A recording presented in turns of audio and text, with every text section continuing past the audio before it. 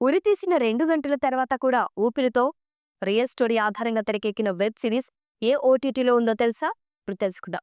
Recent Netflix ఓటీటీలోకి వచ్చిన ఓ web సిరీస్‌ను తీహార్ జైల్లో జరిగిన రియల్ స్టోరీ ఆధారంగా రూపొందించారు.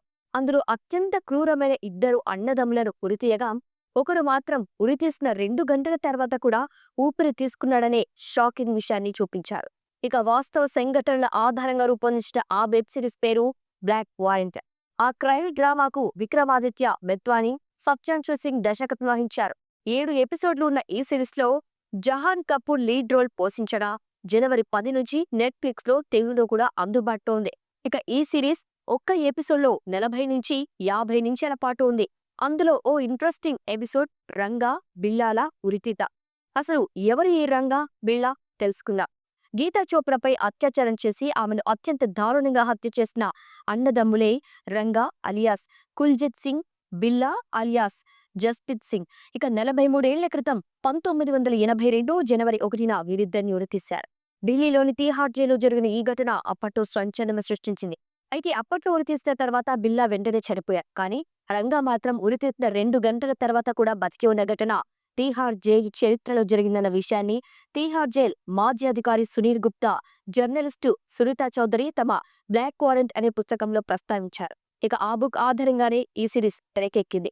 అసలు ఏం జరిగిందో తెలుసుకుందాం. 1978లో ఆగస్టులో రంగా, బిళ్ళా ఒక నేవీ అధికారి పిల్లను కిడ్నాప్ చేశారు. గీతా చోప్రా, సంజయ్ చోప్రా అనే ఈ ఇద్దరు పిల్లలు రాత్రి 8 గంటల టైంలో ఓ ఈవెంట్ కు హాజరు కావడానికి ఇంటి నుంచి బయలుదేరారు. అయితే అదే దారిలో కాపు కాసి ఉన్న రంగా, బిళ్ళా గీతాపై అత్యాచారం చేసి ఆ తర్వాత ఇద్దరు పిల్లల్ని దారుణంగా చంపి అడవిలో పారేశారు. ఆ తర్వాత వాళ్లు మాయమయ్యారు. 2 రోజుల తీవ్ర గాలింపు తర్వాత దట్టమైన అడవిలో ఓ పశువుల కాపరికి ఆ ఇద్దరు పిల్లల మృతదేహాలు కుళ్ళిపోయిన స్థితిలో కనిపించాయి. ఇక ఆ తర్వాత రంగా, బిళ్ళా ఇద్దరు తప్పించుకొని ఆగ్రాలో దాచుకున్నారు. అయితే సైలెంట్ గా ఆగ్రా స్టేషన్ నుంచి ఢిల్లీ వెళ్తున్న కల్కా మెయిన్ అనే రైలెక్కారు. కానీ అనుకోకుండా అదే కోచ్‌లోకి ఎక్కిన ఒక ఆర్మీ అధికారి వీరిద్దరిని గుర్తుపట్టి ఢిల్లీ పోలీసులకు అప్పగించారు. అయితే అప్పట్లో ఢిల్లీని కుదిపేసే ఈ కేసులో రంగా, బిల్లాలను తీహార్ జైల్లో ఉంచారు. ఇక ఢిల్లీ హైకోర్టు ఈ ఇద్దరు అన్నదమ్ములకు ఉరి శిక్షను విధించింది. అయితే సుప్రీంకోర్టు సైతం వీరిద్దరి ఉరిని సమర్థించింది. ఇక 1982 జనవరి 31న ఢిల్లీలోని తీహార్ జైల్లో ఇద్దరిని ఉరితీశారు. అయితే ఉరి తీయగానే బిళ్ళా చనిపోయినప్పటికీ రంగా మాత్రం 2 గంటల పాటు బతికే ఉన్నాడని అంటారు.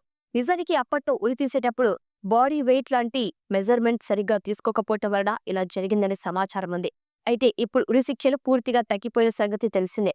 కానీ అప్పట్లో మాత్రం బిల్లా, రంగాల కేసు ఢిల్లీని షేక్ చేసింది.